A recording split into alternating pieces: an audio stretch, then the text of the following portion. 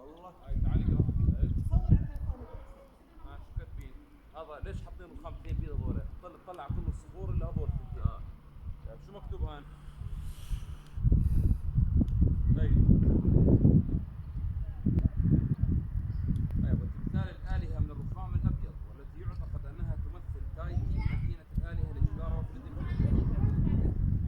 هذا الرخامين هذول امشوا هيك كان وزروا تمثال كامل بس متكسر